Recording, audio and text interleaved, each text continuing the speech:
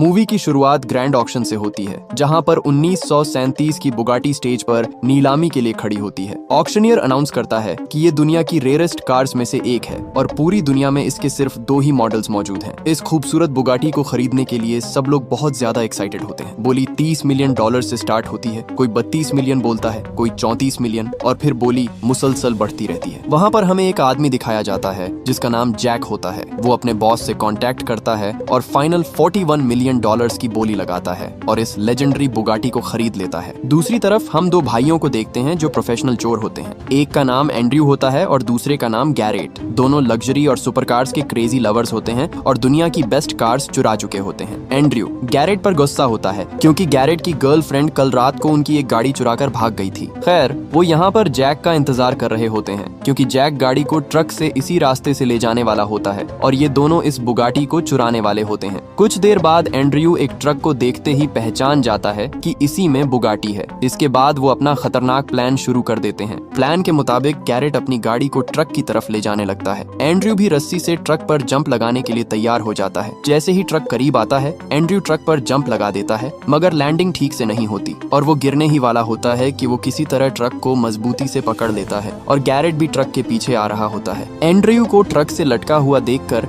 Garrett अपनी गाड़ी truck के करीब ले आता है और एंड्रयू जैसे तैसे करके गाड़ी पर उतरने में कामयाब हो जाता है। फिर वो कार की छत पर चढ़कर दोबारा ट्रक पर चढ़ जाता है। गैरेट कार को ट्रक के सामने ले आता है और उनका रास्ता ब्लॉक करने लगता है। जैक भी समझ जाता है कि ये लोग बुगाटी के पीछे पड़े हुए हैं। ड्राइवर भी परेशान हो जाता है और उसे समझ ही नहीं आ रहा होता कि हो क्या रहा है। जैक ड्राइवर के सर पर गन रखकर उसे कहता है कि सामने वाली कार को ठोक दो। इसलिए ड्राइवर कई दफा गैरेट की कार को टक्कर मारता है। गैरेट समझ जाता है कि ये इस तरह नहीं समझेंगे। फिर वो गाड़ी को घुमाकर ट्रक के सामने रोक देता है, जिससे ट्रक गाड़ी से टकरा जाता है और ट्रक की स्पीड स्लो हो जाती है। जैक गैरेट पर अंधाधुन फायरिंग करता है, मगर कुछ ही देर में उसकी बुलेट्स खत्म हो जाती हैं। इस मौके का फायदा उठाकर गैरेट कार से निकलकर ट्रक पर चढ़ जाता है और ट्रक की ब्रेक्स की वायर्स काट देता है और एंड्रयू के पास जाता है। एंड्रयू ट्रक का दरवाजा खोलता है और दोनों ट्रक के अंदर चले जाते हैं। वो जल्दी से बुगाटी के अंदर बैठ जाते हैं और उसे स्टार्ट करने की कोशिश करते हैं। दूसरी तरफ जैक ड्राइवर को ट्रक रोकने का कहता है, मगर ब्रेक्स पहले ही फेल होती हैं, इसलिए वो खुद सिचुएशन को संभालने के लिए ट्रक से बाहर निकलता है। दोनों भाई किसी तरह बुगाटी को स्टार्ट कर लेते हैं और वो रेयर बुगाटी को चुराने में कामयाब हो जाते हैं। उसी टाइम ट्रक भी कंट्रोल से बाहर हो जाता है और बुरी तरह उलट जाता है। दोनों इतनी महंगी कार चोरी करके बहुत ज्यादा खुश होते हैं और एक बार में सेलिब्रेट करने चले जाते हैं। वहाँ पर एंड्रयू की दोस्त भी होती है जिसका नाम स्टेफनी होता है। स्टेफनी उसे जोर से थप्पड़ मारती है और गुस्से में कहती है, तुम मुझे बुगाटी चोरी करने में साथ क्यों नहीं ले गए? एंड्रयू उससे वादा करता है कि वो उसे अगली चोरी में जरूर साथ लेकर जाएगा। असल में स्टेफनी भी उनकी टीम का हिस्सा होती है। यहाँ हमें पता चलता है कि एंड्रयू और गैरेट बाप की तरफ से भाई होते हैं और महंगी कारें चुराना उनकी जिंदगी का मकसद होता है, मगर वो नहीं जानते थे कि कल उनके साथ क्या होने वाला है। अगले दिन बुगाटी को बेचने के लिए वो जिमी नाम के आदमी के पास जाते हैं। जिमी ने ही इन दोनों को कारें चुराने का काम दिया होता है, लेकिन जिमी यह कार लेने से इनकार कर देता है क्योंकि वो जानता होता है कि यह कार किसी नॉर्मल इंसान की नहीं बल्कि एक बहुत ही ताकतवर क्रिमिनल की होती है। तब गैरेट जिमी को समझाता है कि हम टाइम पर कार लेकर आए हैं, इसलिए हमें इसके पैसे दे दो। तभी जिमी अपने आदमियों को इशारा करता है और वो इन दोनों को पकड़ लेते हैं। फिर उनके दरमियान जबरदस्त फाइट होती है, मगर जिमी के आदमी ज्यादा होते हैं और वो इन दोनों को मार कर बेहोश कर देते हैं। असल में जिमी इन दोनों को कार के रियल ओनर के पास कार के साथ वापस करने वाला होता है क्योंकि जिमी उससे पंगा नहीं लेना चाहता था। उसी टाइम जैक भी बुगाटी को ढूंढता हुआ वहाँ आ जाता है। जिमी उसे देखकर बहुत ज्यादा डर जाता है और कहता है कि मुझे नहीं पता था ये कार किसकी है, तुम कार लेकर जा सकते हो। जब एंड्रयू और गैरेट को होश आता है तो उनके सामने बुगाटी का रियल ओनर खड़ा होता है जिसका नाम मोरियर होता है। ये दोनों ऊंची जगह पर कुर्सियों के साथ बंधे होते हैं और इन दोनों को यहाँ पर लाने वाला जिमी होता है। मोरियर एक पावरफुल बिजनेसमैन होता है। मोरियर उन्हें अपनी स्टोरी सुनाता है कि वो एक गरीब फैमिली में पैदा हुआ था। उसने जीरो से स्टार्ट किया था और लोगों को लूट कर एम्पायर खड़ा किया और आज वो एक सक्सेसफुल बिजनेसमैन है। मोरियर बहुत गुस्से में होता है और कहता है कि कार चोरी करना उनकी जिंदगी की सबसे बड़ी गलती थी। इसी वजह से वो जिमी को सबके सामने मार देता है क्योंकि जिमी ही उनको काम दिया करता था। मोरियर उनसे कहता है कि वो कुछ दिखाना चाहता है। फिर वो उन्हें एक बड़े गैराज में ले जाता है जहाँ दुनिया की रेयरेस्ट और लेजेंडरी कारें मौजूद होती हैं। गैराज महंगी कारों से भरा होता है। एंड्रयू और गैरेट इतनी महंगी कारें देखकर हैरान हो जाते हैं और उनके मुंह में पानी आ जाता है। मोरियर उन्हें बताता है कि वो रेयर कारें कलेक्ट करता है और यह कारें उसे अपनी जान से भी ज्यादा प्यारी हैं। इसीलिए वो अपनी गन को रीलोड करता है और इन दोनों को मारने ही वाला होता है कि गैरेट समझदारी से काम लेता आता है और उसे अगली चोरी का प्लान बताता है, जिससे वो इस बुगाटी से भी ज्यादा महंगी फरारी चोरी करके मोरियर को दे सकते हैं। एंड्रयू मोरियर को उस आदमी की कहानी सुनाता है जो बचपन से ही अमीर था। उसका नाम मैक्स होता है। उसने 15 साल की उम्र में ही यूनिवर्सिटी ज्वाइन की और MBA किया। वो दूसरे लड़कों से 7 साल छोटा होता है, लेकिन दिमाग और डिसीजन मेकिंग में सबसे आगे होता है। जब मैक्स बड़ा होता है तो फैमिली के बिजनेस को अपने अंदाज में चलाने लगता है। जब मैक्स 30 साल का होता है तो उसका बाप बूढ़ा हो चुका होता है और अपना पूरा बिजनेस एम्पायर मैक्स के हवाले कर देता है। इसी मौके पर उसका बाप उसे एक स्पेशल गिफ्ट देता है, फरारी 1962। इस फरारी का दुनिया में सिर्फ एक ही मॉडल है और आज के टाइम इसकी वैल्यू $50 मिलियन से भी ज्यादा है।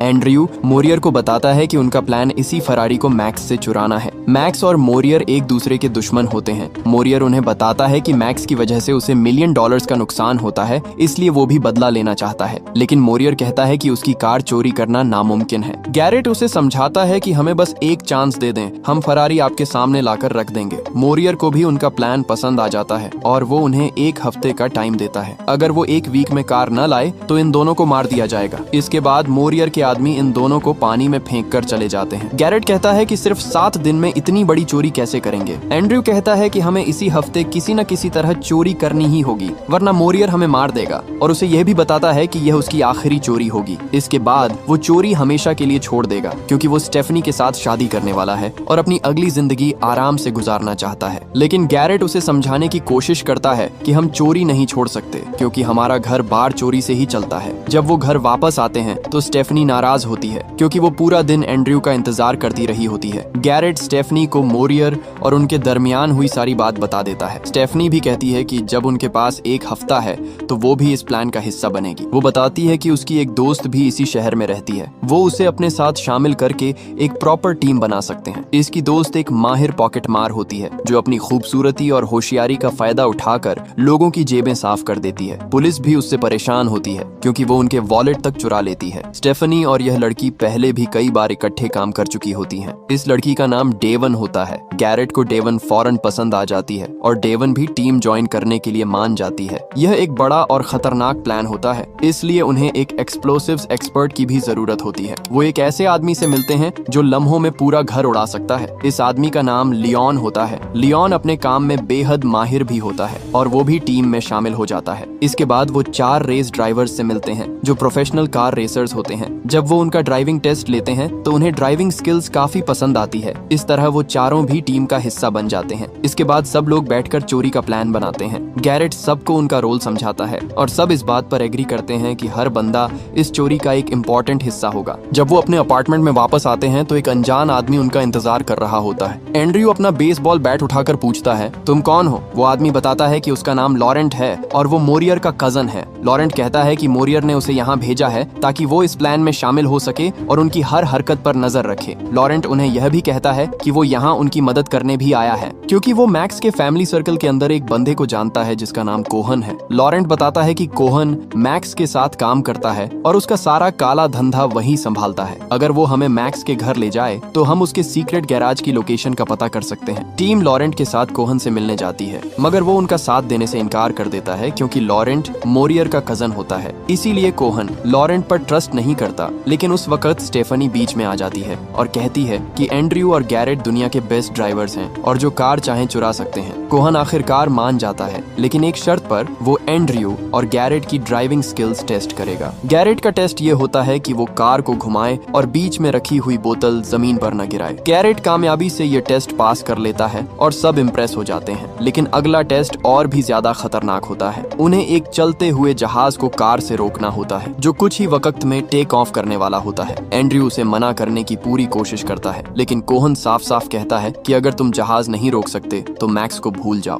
एंड्रयू ये बात रेडियो पर गैरेट को भी बताता है और वो टाइम वेस्ट किए बगैर जहाज की तरफ जाने लगते हैं। जैसे ही वो एयरपोर्ट की तरफ बढ़ते हैं, पुलिस उनका पीछा शुरू कर देती है, क्योंकि गाड़ियों का एयरपोर्ट के अंदर एंटर होना अलाउड नहीं होता। मगर एंड्रयू और गैरेट अपनी जबरदस्त ड्राइविंग स्किल्स की वजह से पुलिस की गाड़ियों को एक एक करके क्रैश कर देते हैं और फुल स्पीड में सीधा रनवे पर पहुंच जाते हैं। गैरेट अपनी कार को जहाज के सामने ले जाता है और कार की छत ओपन कर देता है। पायलट जहाज को टेक ऑफ करने ही वाला होता है कि गैरेट कार कार को जहाज के इंजन से टकरा देता है। जोरदार ब्लास्ट के बाद जहाज का इंजन पूरी तरह तबाह हो जाता है और जहाज टेक ऑफ नहीं कर पाता। इस तरह दोनों भाई ये टेस्ट कामयाबी से पास कर लेते हैं। कोहन उनकी परफॉर्मेंस देखकर शॉक्ड हो जाता है और उनकी ड्राइविंग देखकर मान जाता है कि ये लोग वाकई प्रोफेशनल्स हैं। फिर कोहन उन्हें बताता है कि यह जहाज और एयरपोर्ट सब मैक्स का है। वो उनसे कहता है कि बेहतर यही होगा कि तुम लोग खुद मैक्स से मिल लो, वरना मैक्स अपने आदमियों को भेजकर तुम्हें जबरदस्ती उठवा लेगा। इस एडवाइस पर वो सीधा मैक्स के मेंशन पहुंच जाते हैं। मैक्स उन्हें देखकर कहता है, क्या तुम जानते भी हो कि तुमने किससे पंगा लिया है, और यह भी कि तुम लोगों ने मेरा कितना महंगा प्लेन तबाह कर दिया है। गैरेट जवाब देता है कि अगर आप हमारे साथ काम करें तो आप इससे कहीं ज्यादा कमा सकते हैं। हम आपको दुनिया की सबसे एक्सपेंसिव और रेयर कार्स चुरा कर दे सकते हैं। एंड्रयू भी पूरे कॉन्फिडेंस के साथ बात करता है और मैक्स को मनाने की कोशिश करता है कि वो उन पर यकीन कर सकता है। मैक्स उनकी बॉडी लैंग्वेज और बात करने के अंदाज से काफी इम्प्रेस होता है और जहाज के नुकसान को इग्नोर करते हुए उनके साथ काम करने के लिए मान जाता है। उसी टाइम लॉरेंट भी मैक्स से बात छेड़ता है और कहता है कि वो रेयर कार्स का शौकीन है और रिक्वेस्ट करता है कि वो अपनी कार कलेक्शन दिखा दे। मैक्स हैरान हो जाता है कि लॉरेंट को इतनी अंदर की बात कैसे पता है। मैक्स यह भी जानता था कि लॉरेंट मोरियर का कजन है, इसीलिए वो इनकार कर देता है। लॉरेंट उससे झूठ बोलता है और कहता है कि उसे मोरियर से सख्त नफरत है, क्योंकि मोरियर उसके साथ नौकर जैसा सलूक करता है और वो मोरियर को जिंदा भी नहीं देखना चाहता। मैक्स किसी तरह लॉरेंट पर ट्रस्ट कर लेता है और उन्हें अपनी प्राइवेट कार कलेक्शन दिखाने ले जाता है। गैराज में जाकर सब लोग मैक्स की रेयर और कीमती गाड़ियां देखकर हैरान रह जाते हैं। वहीं पर फेरारी 1962 भी खड़ी होती है, वही कार जिसे मोरियर के लिए चुराने का प्लान पहले ही बनाया जा चुका होता है। लेकिन एंड्रयू की नजर गाड़ियों के बजाय मैक्स पर होती है। वो शीशे से मैक्स को गैराज का सिक्योरिटी कोड डालते हुए देख लेता है। वापस आकर एंड्रयू वो कोड स्टेफनी को लिख कर दे देता है। बाद में एंड्रयू और लॉरेंट के दरमियान बहस हो जाती है, क्योंकि एंड्रयू किसी भी सूरत लॉरेंट को अपने साथ नहीं रखना चाहता था। उसे डर होता है कि लॉरेंट कहीं मैक्स और उनके दरमियान होने वाली डील मोरियर को न बता दे। जब वो सब वापस अपार्टमेंट पहुंचते हैं तो वहाँ 2 इंटरपोल ऑफिसर्स उनका इंतजार कर रहे होते हैं। वो बताते हैं कि वो यूरोप में रेयर कार्स की चोरी की इन्वेस्टिगेशन कर रहे हैं और हर केस में सिर्फ 2 भाइयों का नाम सामने आता है, जो कि आप दोनों हैं। जाते जाते वो वार्निंग देते हैं कि अगली बार वो उनके खिलाफ सबूत के साथ आएंगे। पहले तो सिर्फ मैक्स और मोरियर उनके पीछे थे, मगर अब इंटरपोल भी इन दोनों भाइयों के पीछे लग चुकी है। इसके बाद एंड्रयू और गैरेट आपस में बात करते हैं। एंड्रयू परेशान होता है क्योंकि यह पहली बार है कि उसे किसी बड़ी टीम पर डिपेंड करना पड़ रहा है। गैरेट उसे समझाता है कि अपनी टीम पर ट्रस्ट रखो, हम इस मुसीबत से निकल जाएंगे। दूसरी तरफ स्टेफनी मार्केट में शॉपिंग करने के लिए जाती है। अचानक जैक खामोशी से उसके पास आ जाता है और उसे किडनैप करने की कोशिश करता है और कहता है कि बिना आवाज निकाले उसके साथ चलो। स्टेफनी समझदारी से काम लेती है। वो जानबूझकर एक एप्पल चुरा लेती है। जैसे ही दुकान वाला आदमी उससे एप्पल लेने के लिए आता है, स्टेफनी सिचुएशन का फायदा उठाती है और वहाँ से भाग जाती है। इसी भाग दौड़ में एक और आदमी सामने आ जाता है और मिलकर स्टेफनी को पकड़ लेते हैं। दूसरी तरफ एंड्रयू और गैरेट भी कहीं जा रहे होते हैं, मगर उनके सामने मोरियर के आदमी आ जाते हैं और उन पर फायरिंग करने लगते हैं। वो दोनों गुंडों से बचकर जब घर आते हैं तो डेवन उन्हें बताती है कि मोरियर ने स्टेफनी को किडनैप कर लिया है। ये सुनते ही एंड्रयू का गुस्सा आउट ऑफ कंट्रोल हो जाता है। वो बिना किसी डर के मोरियर के घर पहुंच जाता है। वो जैक को भी बुरी तरह पीट देता है, मगर मोरियर गन निकालकर एंड्रयू से कहता है कि अगर अपनी दोस्त को जिंदा देखना है तो बिना सवाल किए मेरे साथ चलो। वो उनको अपने गैराज में ले आता है, जहाँ पर स्टेफनी को स्टार्ट गाड़ी के नीचे बांधा होता है और उसके सर के ऊपर व्हील घूम रहा होता है, जो किसी भी लम्हे गिर सकता था। मोरियर कहता है कि अगर तुम इसको बचाना चाहते हो तो मैक्स की फेरारी मुझे जल्द से जल्द ला कर दोगे, मुझे अपना प्लान भी बताओगे और अपनी पूरी टीम से भी मिलवाओगे। एंड्रयू कहता है कि मैं कल सुबह तुमको अपनी टीम से मिलवाऊंगा और उसी जगह प्लान भी बता दूंगा। इसके बाद स्टेफनी को गाड़ी से निकालकर कमरे में बंद कर दिया जाता है। अगले दिन एंड्रयू मोरियर को अपनी पूरी टीम से मिलवाता है और उसे प्लान बताता है कि वो सबसे पहले बुलडोजर चोरी करेंगे, फिर वो पुलिस की गाड़ियां और उनकी यूनिफॉर्म चोरी कर लेंगे। इसके बाद डेवन मैक्स को फोन करेगी कि पुलिस रेड करने आ रही है, जल्दी से निकल जाओ। जब वो अपने घर से भाग जाएगा तो बाद में हम उसकी फेरारी चोरी कर लेंगे। एंड्रयू मोरियर को यह प्लान बता ही रहा होता है कि वहाँ पर मैक्स के ढेर सारे आदमी आ जाते हैं और कुछ देर बाद मैक्स भी हेलीकॉप्टर पर आ जाता है। मैक्स मोरियर के पास जाता है और उसे कहता है कि मुझे मालूम है तुम मेरी गाड़ी चुराने वाले हो, चाहे तुम्हारा जो भी प्लान है मैं तुमसे 10 कदम आगे हूँ। ये कहकर मैक्स वहाँ से चला जाता है। मोरियर को मैक्स पर बहुत ज्यादा गुस्सा आता है और वो एंड्रयू से कहता है कि कल इसकी टीम मैक्स की फरारी चुराएगी और कल वो इसी जगह पर गाड़ी लेने आएगा। मोरियर लॉरेंट को टीम पर नजर रखने का कहता है। रात के टाइम एंड्रयू गैरेट और लॉरेंट बैठकर बातें कर रहे होते हैं कि अचानक वही दो इंटरपोल ऑफिसर्स वहां आ जाते हैं। ऑफिसर्स को शक होता है कि यह लोग कोई बड़ी प्लानिंग कर रहे हैं। ऑफिसर्स उन्हें धमकी देते हैं कि उनकी नजर हर वक्त इन पर है। सिचुएशन हैंडल करने के लिए एंड्रयू लॉरेंट से फेक फाइट शुरू कर देता है ताकि ऑफिसर्स को लगे कि यह लोग एक दूसरे को पसंद नहीं करते। एंड्रयू फुल फोर्स के साथ लॉरेंट को पंच मारने लगता है। ऑफिसर्स बीच में आ जाते हैं और इस तरह उनकी लड़ाई खत्म होती है। लॉरेंट के साथ जो कुछ हुआ होता है उसके गुस्से में वो स्टेफनी पर हाथ उठाता है, लेकिन स्टेफनी अपना माइंड यूज करती है और बड़ी चालाकी से उस रूम की चाबी चोरी कर लेती है जहां उसे बंद किया गया होता है। अगले दिन मोरियर उस जगह की तरफ जाता है जहां उसने एंड्रयू के साथ मैक्स की कार चुराने के लिए मीटिंग फिक्स की होती है, लेकिन वहां पर अचानक ऑफिसर्स आ जाते हैं और मोरियर से सवाल पूछने लगते हैं। दूसरी तरफ एंड्रयू की पूरी टीम चोरी करने के लिए तैयार होती है। यहाँ हमें पता चलता है कि असल में ये लोग मैक्स की नहीं बल्कि मोरियर की रेयर कार्स चुराने वाले हैं और ये सारा गेम मैक्स के साथ मिलकर खेला जा रहा है। वो सब बस में बैठकर मोरियर के घर जाने लगते हैं। दूसरी तरफ स्टेफनी उस रूम से निकल जाती है और आहिस्ता आहिस्ता सिक्योरिटी रूम तक पहुंच जाती है। वो सिस्टम को हैक कर लेती है और वो जानती थी कि टीम यहाँ पहुंचने वाली है, इसलिए वो इमरजेंसी अलार्म ऑन कर देती है। गार्ड्स को लगता है कि घर के अंदर कोई घुस आया है, इसलिए वो सभी घर के अंदर तलाशी लेने लगते हैं और स्टेफनी चुपके से घर से निकल जाती है। इसी वक्त एंड्रयू और उसकी टीम भी वहां पहुंच चुकी होती है और स्टेफनी अंदर से मेन गेट को ओपन करती है और पूरी टीम मोरियर के घर में घुस जाती है। लियोन फौरन गैराज के दरवाजे पर बम लगाता है और चंद सेकंड्स में गैराज का दरवाजा जोरदार धमाके से उड़ जाता है। इससे पहले कि गार्ड्स वहां पर आते, वो मोरियर की सभी कार्स को लेकर भाग जाते हैं। जब मोरियर के आदमी पीछा करने के लिए अपनी गाड़ियों की तरफ दौड़ते हैं तो पता चलता है कि लियोन ने उनकी गाड़ियों में पहले ही बम प्लांट कर दिए थे। जैसे ही लियोन बटन दबाता है, सारी गाड़ियां ब्लास्ट हो जाती हैं और टीम सेफली निकल जाती है। दूसरी तरफ जब मोरियर इन ऑफिसर्स को कोई इन्फॉर्मेशन नहीं देता तो वो उसे अरेस्ट करने लगते हैं। इसी टाइम मोरियर भी समझ जाता है कि ये असल इंटरपोल नहीं है। वो जैक को ऑर्डर देता है और वो उन दोनों पर फायर करने लगता है और गोली एक ऑफिसर्स के शोल्डर्स पर जा लगती है। मोरियर इस मौके का फायदा उठाकर वहां से भाग जाता है। मोरियर समझ जाता है कि एंड्रयू ने इसकी कार्स चोरी कर ली हैं, इसलिए वो तेजी से उनकी तरफ जाने लगता है। हाईवे पर एंड्रयू अचानक कार रोकता है और स्टेफनी की तरफ देखता है और कहता है, तुम मुझसे शादी करोगी? स्टेफनी भी खुशी खुशी मान जाती है और फौरन यस कह देती है। वहाँ पर मोरियर भी उनके पीछे आ रहा होता है। एंड्रयू उसे कंफ्यूज करने के लिए रास्ता चेंज कर देता है और टीम को दो हिस्सों में डिवाइड करता है, लेकिन मोरियर और लॉरेंट एंड्रयू के पीछा करने लगते हैं। फिर एक लॉन्ग और इंटेंस चेस स्टार्ट होती है। लॉरेंट एंड्रयू के बिल्कुल करीब आ जाता है और एंड्रयू को गोली मारने ही वाला होता है कि अचानक लॉरेंट की गाड़ी सामने से आते हुए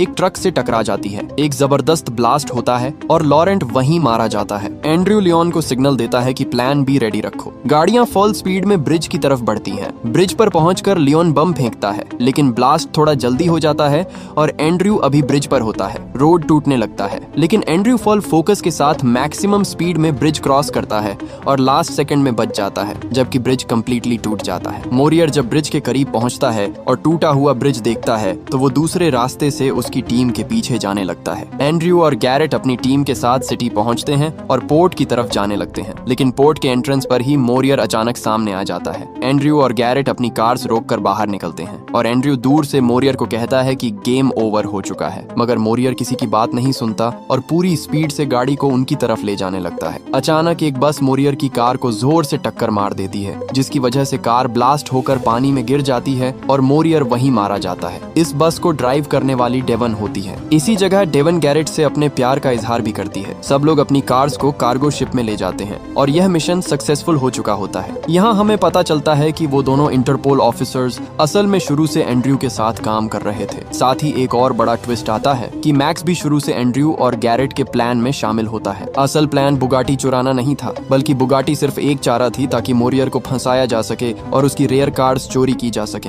मैक्स एंड्रयू और उसकी टीम से काफी इम्प्रेस होता है, लेकिन वो नहीं जानता कि उसे मोरियर से भी बड़ा झटका लगने वाला है। कुछ दिनों के बाद हम देखते हैं कि डेवन मैक्स की फेरारी लेकर आती है, जिसकी प्राइस $50 मिलियन होती है। असल में एंड्रयू ने डेवन को मैक्स के गैराज का कोड दे दिया था और वो एक अलग टीम के साथ मैक्स की सभी महंगी फेरारीज चोरी कर लेती है, जो कि मोरियर की रेयर कार्स से कई गुना महंगी होती हैं। यानी उन्होंने मोरियर और मैक्स दोनों का इस्तेमाल किया और इसी के साथ कहानी खत्म हो जाती है। अगर वीडियो अच्छी लगी हो तो वीडियो को लाइक और चैनल को सब्सक्राइब जरूर कीजिएगा।